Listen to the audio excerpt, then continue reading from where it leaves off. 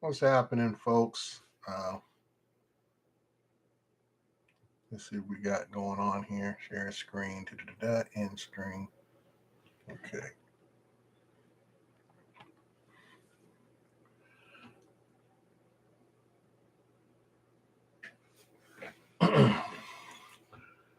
No one was anticipating me do this, and I thought about this in the last day or two. And I thought it'd be nice to engage in some, I would say, maybe controversial subjects uh, from the years past or whatever, and just the same old stuff that we constantly hear, especially in a lot of the chat rooms and websites and Facebook forums and wherever else people gather and talk about drones. So I don't expect anybody coming in. Maybe some might chime in here. Somebody has chimed in. I'm not sure who it is. Might be myself that says I got one person, but they're not showing up in the chat. So I don't know who that person is, or they have not said anything in the chat. But feel free to chime in with any comments or any questions you may have. I took it upon myself this year to really show, uh, I would say, the business aspect of flying drones. I am a Part 107 commercial flyer. I have always been in that realm when I thought about getting into drones. And I'll give a quick synopsis of my background and my qualifications, and and go from there. I was first introduced to RC flight way back in the, I would say, mid '80s. My older brother, when he was still alive, was a recreational hobbyist himself. Uh, Showed me what he was doing at the time, and I was quite intrigued. But like I said, I'm gonna ask questions and everything else. And once he explained to me back then, you're talking about balsa wood planes, servo motors, mixed fuel for the motors and everything else. It was just a too high a risk endeavor for the money. We spend quite a bit more money today on drones of different types compared back then, but we always tell folks you can't compare the economy then to economy today. Is like I said, we make more money today and things are more expensive today. So it goes along the time. Just like I tell folks about gas and everything else, your local economy dictates what you make and everything else compared to what I make out here in California. So to go on, like I say, my brother introduced me to it back then. I just didn't have the funds to get involved back in the 86, 87 time frame. So I kind of put it in the back shelf of my mind. Moved leaping forward almost actually a little more than 20 years as my careers have changed from law enforcement to construction. And then as I became a construction inspector, it really hit me then about the use of drones. I've been, keeping tabs on the industry and how things have developed over the years. Hey, welcome, Paul Murray and Captain Joe. Welcome aboard. Just doing a little Festus 2023. So, Paul, keep me mindful of when you're going to go on. I won't keep this long, so I don't want to step on your channel and everything else. So, I'll try to be quick on this. So, like I said, I figured out that for me to want to do things on my own, I've been working for the city for going on 17 years now, but I do plan to retire in the next 3 years, and I want to be able to have something that I can work at my leisure. The income was not a big deal, but if I can get paid for it, great. But I just want to be able to have something to do and not just vegetate in the house, and then life just kind of slips away from you. So moving forward, now my grievances with not just 2023, but in the drone community itself. I never been a part of any community or group, and I'm sure there's always going to be naysayers, no matter what you get into. I don't care if it's needlepoint, hopscotch, or whatever the deal is, but I've never seen a large percentage of people in a community that resist, who make any and every excuse not to go along where the industry is going. It just reminds me of people who talk about the good old days, and I always remind everybody the good old days were not good old days for everybody. You always hear that term, "Oh, back when," or whatever, and how a dollar stretched to whatever, how far. Well, like I say, the economy changes. What drives the economy change, what drives your household change, and everything else. So, but the drone community, especially being as young as it is, it's I would say it's a, as the old term Ken Herron uses, force multiplier. We have drones today that are considered ancient and antique that are only 6, 7 years old. Most of us have cars that are older than our drones. We have clothes that are older than our drones. And we have purchased several drones within the same time period. You're talking about, for the majority of the community, they've only been involved in drones about 5 years for the majority of the community. You got a few that have been around possibly a decade. That's only 10 years. Both my cars in my garage, 10 years old. My wife's is a 2020, no, 2014. My Jag is a 2009. So both the cars in my garage are older than all the drones I own. So like I said, I have stereo equipment, that's older than my drones. The speakers that sit behind me in this chair are older than most of the drones I own, let alone some other equipment that's sitting behind me. So the drone technology is just leaps and bounds, leaps and bounds. So it just amazes me at the sometimes the resistance of a certain segment of the community that doesn't want to move forward when this technology is all about moving forward. We've gone through the first iteration of DJI products and home built stuff in the early, I would say mid to late 2000s, to where we are today. And I never seen such a group that wants to push back, but everything we get and or have gotten has pushed us forward. And I think people find a sweet spot for themselves, and they just want to settle right where they're sitting, settle on that one spot, and that they get comfortable there. And they feel like, well, anything more, I'm not going to comply or agree with it and just do what I normally do. So, like I said, that's normal in every aspect of life, but not in such a large portion that I see here in the drone community.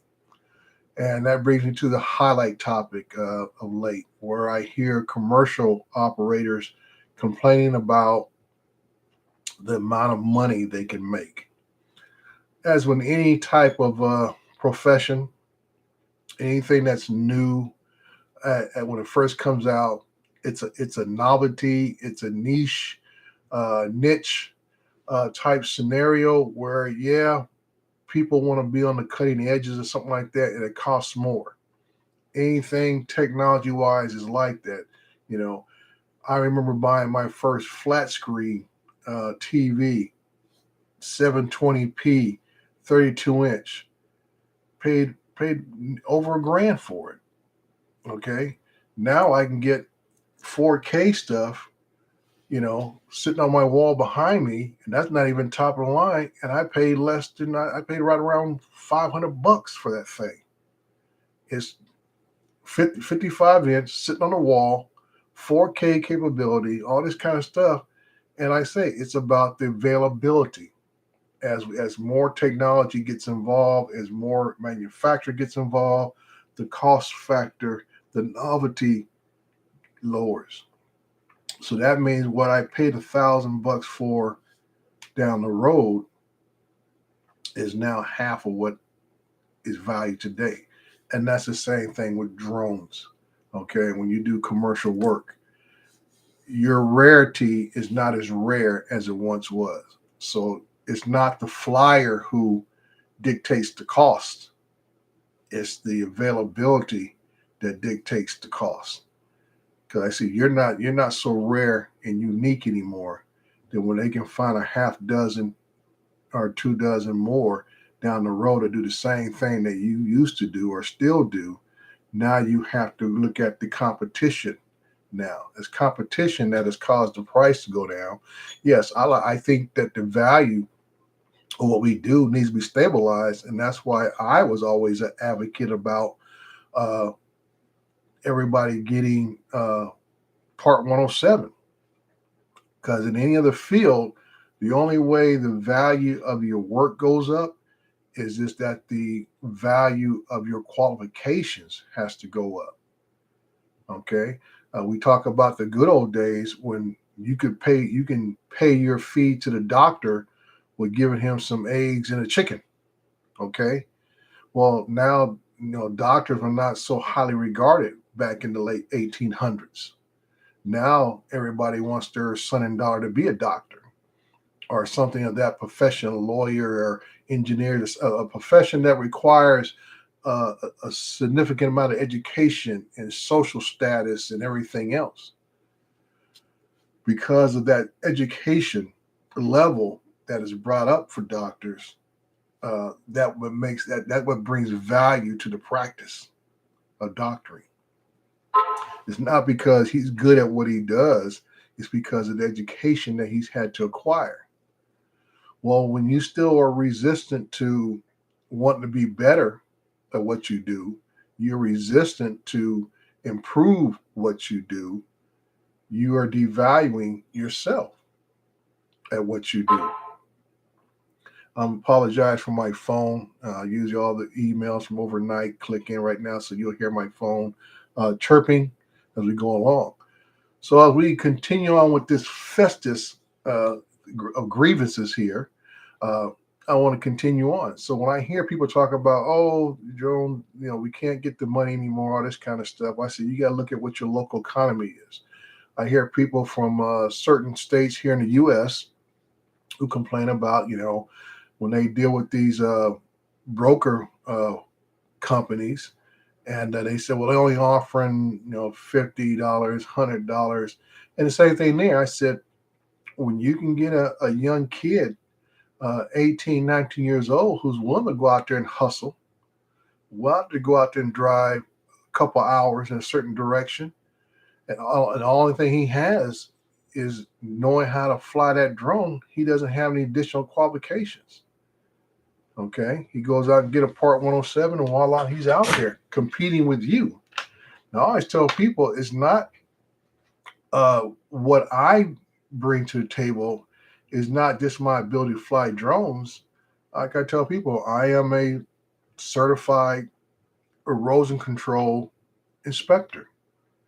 I have knowledge of building codes, construction permits, uh, process, state water board here in California. I am a QSP here in the state of California, which stands for Qualified SWIP Practitioner, which means I know everything about far as setting up all your containment situations of a construction site. I've taken the time to increase my knowledge in the world of FEMA, the FEMA Operation Incident Command, GIS work, as far as what FEMA offers, which is basically what we do with drones. We do GIS work with drones. Anytime you're doing a job, either it be a rooftop inspection, you're doing a real estate shoot, you're doing construction progression work, you are doing GIS work. And you hear companies like Ezra and Google Maps and Google Earth, all this kind of stuff. That is GIS work. And when your work is added into that, you're providing information to that. So, like I say, having more knowledge, knowing what you do, how it impacts the community, how it impacts the global community as a whole, that's knowledge that you need to be able to hold for yourself, and you put that in your back pocket. Okay. Like I say, as far as rules and regulation, that comes from me having a background in law enforcement, where that's all we do is we know how to read laws, interpret laws, and actually enforce the law. Okay. Once you have that kind of mindset, any other type of law, whether it be construction, building codes, anything else that you do, it becomes academic, for most folks. Because, like I said, there's the key words that are in every type of regulatory body. The words like shall, will do, must be, must have, all these different type of word phrases and everything come together, let you know what is enforceable, what is recommended, and what is just advisory. So these are the things that you have to have a knowledge of. And when I go out and I do jobs, and if I do a job for a third party broker, I'm able to talk to them about the job and say, okay, what are we actually looking at here? What is the, and I always tell folks, you need to know what the expectation level of the client is. What are they looking for?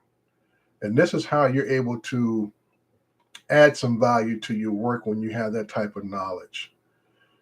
Is that you need to be able to explain some things about the job that you're looking at in front of you for the most part. And that way there's always a little wiggle room, just like when you go buy a car from a car dealership.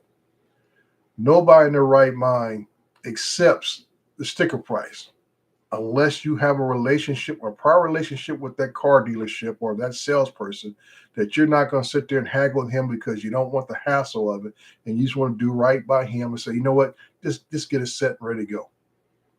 Most of us walk in there, we've done some homework, we know what the value of the car is and everything else, we know what we're willing to pay, and we know what we want to pay.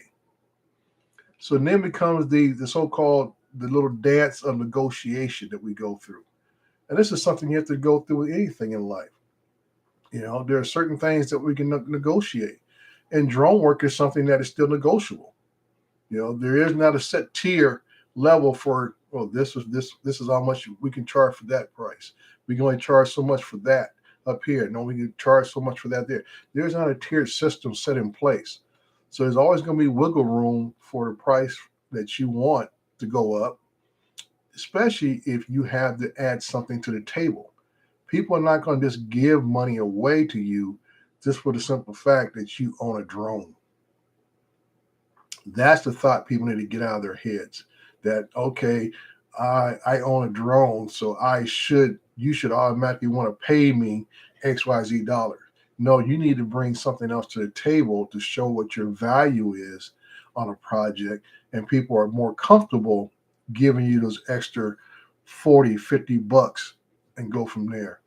And that's the way I look at it. And that's why I say I look at my credentials that I have, that it adds value to what I do. Just like yesterday, I was out there on a project.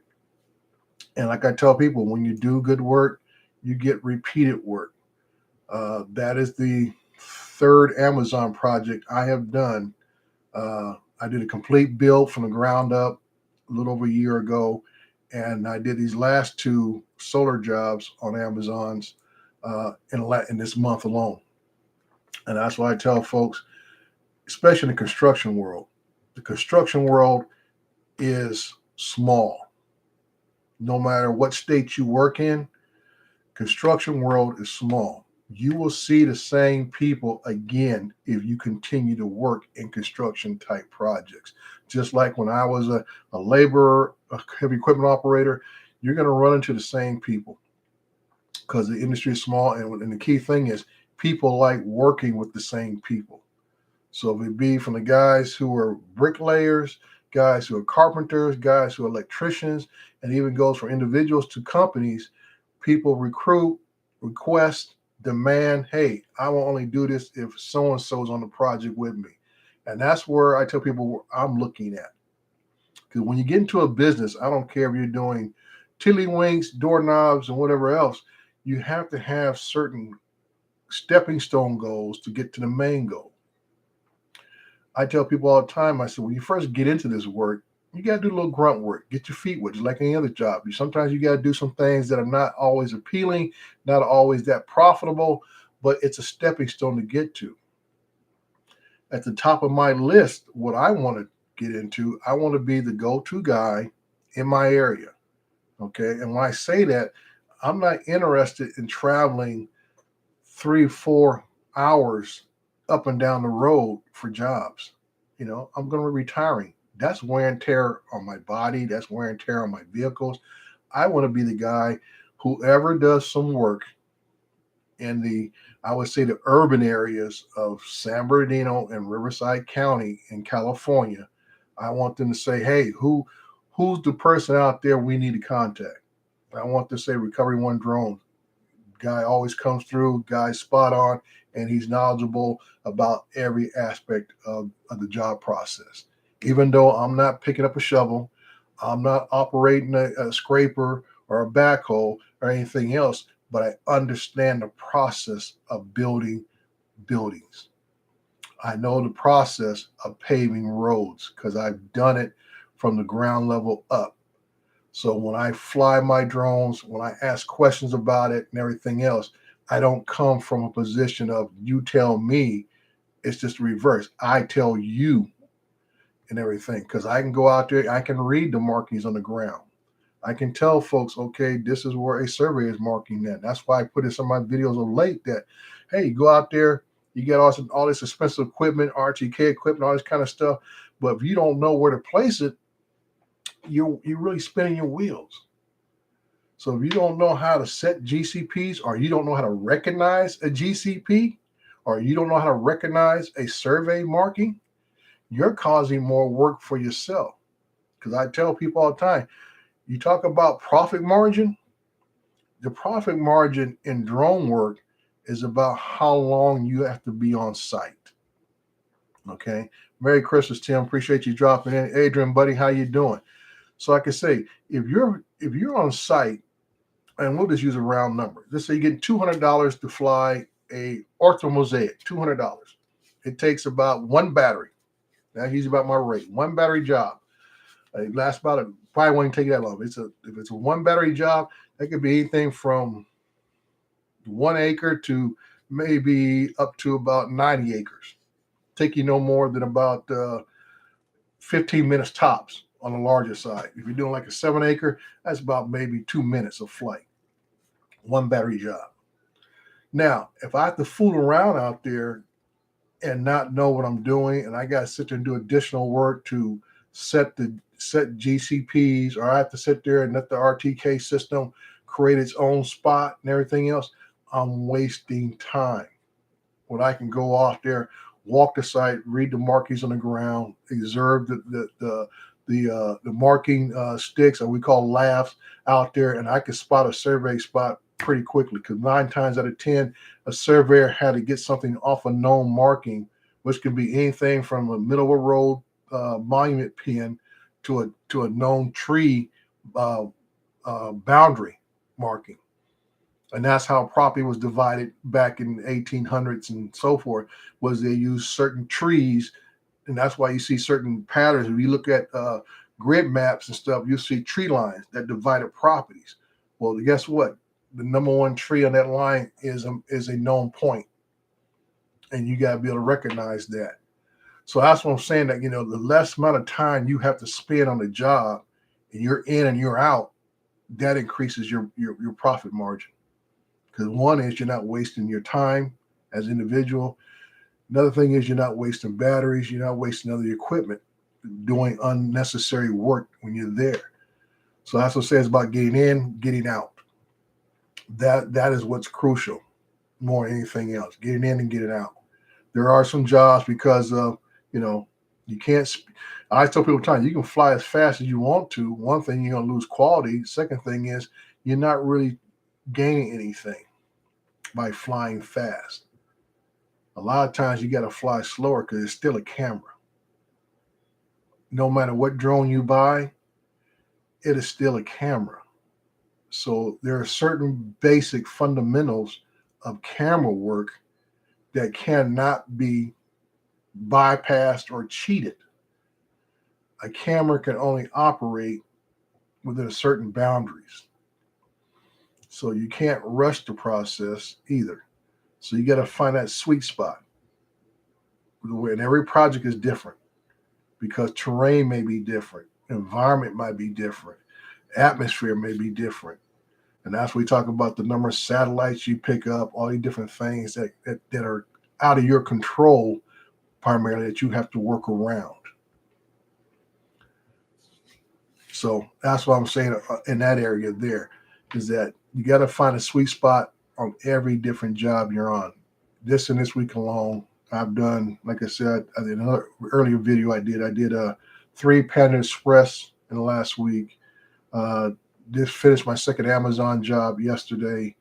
And what else did I have?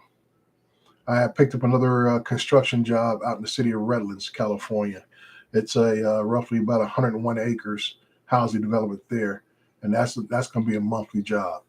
And that goes on to my next topic about the difference of type of work you run into.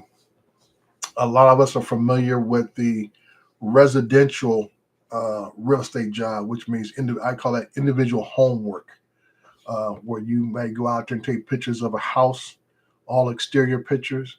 You may even do interior pictures, and go from there.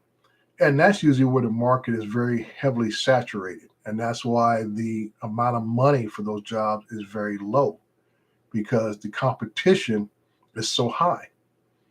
So you have to definitely be able to do something different, unique, and also provide very high quality work. Now, I will mention Ken Dono. You know, we all been watching Ken for several years now, and he's very prominent YouTuber and an Instagrammer and everything else that he has his stuff on. And he has partners, you know, not just in his drone life, but he has partners in the real estate community that feed him this work. And that's another aspect, that if you're into residential uh, home real estate, and that's what you're looking at getting into, you're going to need, I would say, probably about a handful of realtors out there who feed you this work, or they know to call you for this work to get their product out there. So you need to know your market. You need to know who you talk to, because, you know, like you said, you know, he has, you know, people call him up all the time, but that's because he's established himself to get to that point. He is the go-to guy in his area, and that's what you want to be. Now, he can charge a lot more because he's doing a lot more in the process. The very basic process is just throwing a drone up, take about 8, 9 shots, and you're done. When you do interior work, you can do the same thing. Take a bunch of stills along with the still shots outside, and you're done. He does a full-blown video production. He does in-house production. That is where the extra money that he can charge goes to, is for his time in production efforts and creating a video type presentation, all within anywhere between 15 to 30 seconds. So that's where he generates his money, is for the extra work. Because once people see what your product is, they're going to say, well, I want that. What is it going to cost me to get there? And like I say, he brings to the table his reputation of doing that type of work. He's a proven product. And that's why I'm saying, that's, if you're in this with a commercial, this is what you want to be at that level, that people recognize the value of what you bring to the table, which means you're able to charge what your value is. Just like yourself, you don't go down nowhere and just throw down a bunch of money for something that's not proven to you, that you don't really know what's valuable to you. You're more comfortable buying a known product from a known person, from a known entity, and you have confidence and everything else in what's going to be produced. So that's my rant on far as people crying about the value of drone work and everything else. You have to be the proven product. Your drone work is only good as your last drone job. So if you hit and miss, you're going to get hit and miss work and hit and miss money. If you're consistent on your deliveries, you're consistent on quality of what you bring to the table and everything else, you will have that leeway to negotiate higher costs, because there's always higher costs built into everything that's out there in this world.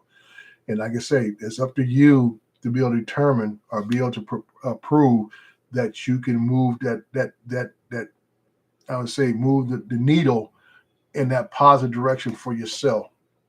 I've done it on many jobs where you say, "Hey, we're going to offer you this." I say, "You know what? It's a good job, and everything else, but I need that needle to move a little further up." And they'll come back and say, "Okay, no problem." Now, there is always enough to a point. Just like I always tell people, a dealership never loses money.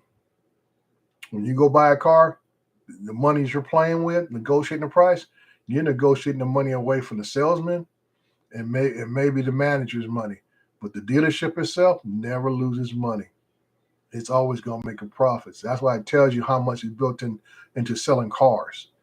That the dealership never do, even if they sell it at cost, the dealership never loses money. And that's where it is for anything in sales and things that in any type of service industry. There's going to be a actual true cost factor that they just can't go below to pass on to anybody else. So there's always going to be wiggle room, but you also have to bring value to the table. And that's how the way you're going to make it. Now, I tell everybody to ask me about drone community. I say, hey, don't quit your day job. This is good side money. You can make decent side. Like I tell folks, I only fly 2 to 3 days a week. And I try to cut it down to only 3 weekends a month. So I spend at least one weekend with my family. So with that in case, we're only talking about 3, 6, 9 days a month that I actually do flying. 9 days a month on average. Unless something special comes up that I feel like I want to do, don't want to pass this opportunity up, that's it. That is it. Now, I don't want to step on Paul Murray, so I'm going to spend this last segment on people buying drones without doing homework. I know there's a lot of new folks who are buying drones, and they get wrapped up in the hype of buying a lot of some drones that don't fit what they really want to do. And then they get on YouTube and other platforms and they want to complain about DJI. How come you didn't put waypoints in this? How come I can't get work with this drone or that drone? And it goes back to anything else in life. You got to do your homework. Okay. I know nobody wants to invest a lot of money in it and it doesn't pan out and they feel like, okay, you wasted this amount of money. But like I always tell folks, like I did when I first started buying drones, I bought used Phantoms. I knew the Phantom was the most requested drone when I got started. Okay. I knew the Phantom could do just about anything that I needed it to do on any job that I would accept. So I bought a couple of used ones. Those things lasted me up until for 3 years. I paid an average of about $1,000 for each one of those Phantoms, and I think the last one I actually paid only about $500. Okay, but the return value on those drones has been tenfold. I've been doing work, like I said, it wasn't until remote ID deadline came into play that I felt I had to move my business forward. And it was a good decision because, like I said, the technology is always going forward. Okay. So if you want to continue to make good money in this industry, even though I only do it 9 days a month, if you want to make decent money, you got to offer top level stuff. So my decision in early 2023 was to say, okay, by the end of this year, I want to be doing RTK work because I've already seen it in the industry, especially construction industry. RTK, real time connectivity, is the way to go. RTK brings your regular progression work, I should say, up to surveyor work. You know what I'm talking about? The value of what you bring to the table. That's what I'm talking about. So by me going to spend the money on an RTK base station, spend the money on a couple of newer drones, the Mavic 3 multi-spectrum. I have the M30T. I have the Mavic Enterprise Advance. And I say DJI kept his word by updating the Mavic 2 Pro and then the Phantom V2 allows me to extend my fleet, and I also picked up a Phantom RTK. It allows me to expand my fleet, but also allows me to update the level of my work. I created more value for my work. The job I just got in Redlands, I just told you about, I got that job because I have an RTK system. So no matter if I fly with the Phantom, I fly with the Mavic 3 Enterprise, I was selected because I have that system. Okay, it's only 100 acres. You know, one battery. I think about it. It's one and a tiny bit of another battery. That's it. It's not a big project, but because I raised the value of my work, I got that job. You know, and the same thing with solar jobs. I know here in Southern California, solar is the thing. I've had solar in my house for over a decade now, and I see the trends because I'm in the industry. So you see where the industry is going. So I bought my Mavic Enterprise Advance 2 years ago, anticipating solar panel work. This year, 2023, I finally secured a couple jobs. So that drone, which I bought over 2 years ago, is just now paying me back for that investment. So sometimes you have to, look where the industry's going, look where you want to go and where you want to be, and then just make the decision of what value you want you to be at, how much money you want to make, and everything else. It's no different in any type of work you do in life. You either got to become educated more technically trained more, and upgrade your equipment more to add value to what your work will be.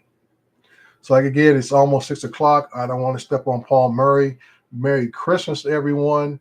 I appreciate you guys. I like coming in, having to talk with you guys when I get a chance to. I see some more dropped in. Hot Rod Daytona, East Coast Thrills, Mr. Edward, all the way. I think he's from the UK or even further east than that. And V-Dub. And who else came in here? Phantom Hodges.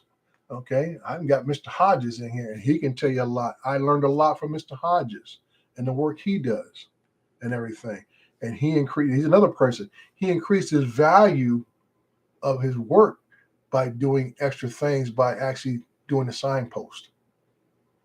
Some of the little extra things that you bring to the table adds value to what your work is. So, like I say, I always tell folks, hang on, enjoy the ride, folks. Life is too short.